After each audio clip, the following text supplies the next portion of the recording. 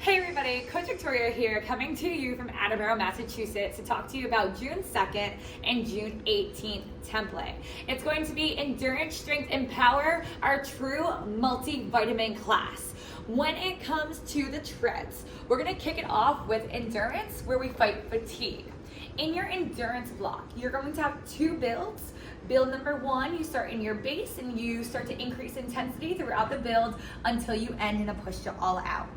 We go right into build number two by starting back in the base and trying to match the intensities that we had in build number one.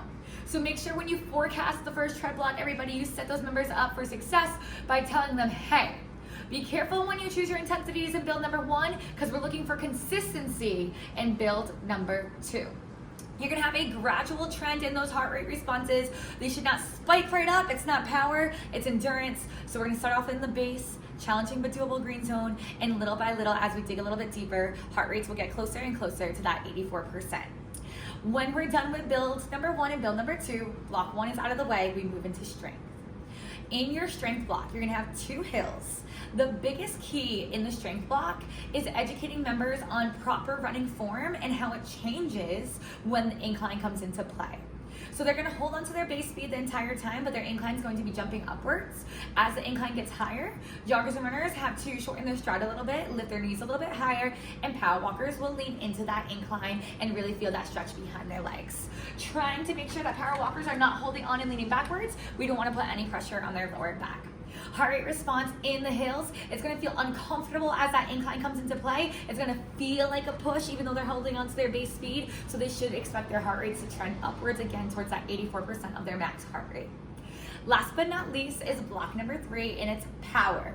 But it's not your typical all out and walking recovery. Instead today, your power block is going to be powerful builds. So members are going to need to get aggressive, commit to those speeds, and we're only gonna get more and more aggressive as we build before we walk it down and repeat. When it comes to your tread blocks today, block number three, really encourage them to end on a high note. We got through endurance, we fought the fatigue, we fought through the strength. Let's really just try to end class or end the time on the tread on a very high note. When it comes to the floor, we are going to see endurance, strength, and power again. Specifically endurance and strength on the floor. You're going to see a superset. So that means you're gonna have two exercises that go together, they're best friends. You rest once the two exercises are done. Now for example, your first exercise on this day is going to be a neutral grip front squat with a stick it directly into a squat hold for 20 seconds. You do not rest until that 20 seconds is up. Remind members what a stick it is. So they wanna stick it at the bottom of their squat, hold it there. That's what that stick it means. Make sure we remind them of that, and then make sure that they know that they're counting their 20-second squat hold, and then they're taking their rest before doing their lateral leg lift. This is block one on the floor. Now when it comes to their superset for strength, we're now going a little bit heavier with the weights, but we're still having that back to back. So you have a chest press with a stick it now for 8, into a walkout to push up for 8, rest, and then you have tricep extensions at the end. When you are doing the strength portion, you want to encourage them to go a little bit heavier with their weight, and we also want to make sure members know that the stick it is at the bottom of the chest press, just like it says in the daily beat. So make sure you're reading that daily beat for that stick it information. You're holding it for 3 seconds down there before extending back up into that next rep. That's going to help improve stability and give that extra challenge of the day. Once they're done with their 15.5 minutes over here, they got through endurance, they got through strength, we're gonna end class, or end the time on the floor, I should say, on the rower with that same power block that the treads are doing. So the rowers and the treads, block 3, will be timed together. They're having powerful builds, and that will be a nice energy on this side of the room.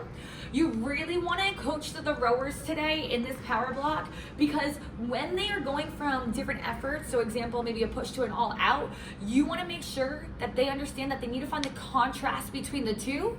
So watch it go higher. We want to talk about what metrics they can look at to help measure their progress throughout the build.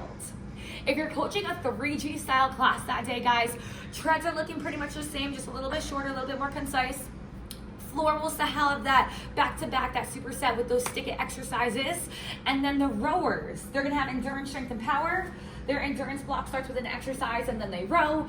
Their strength block is really important to get down next to them and slow down their stroke rate.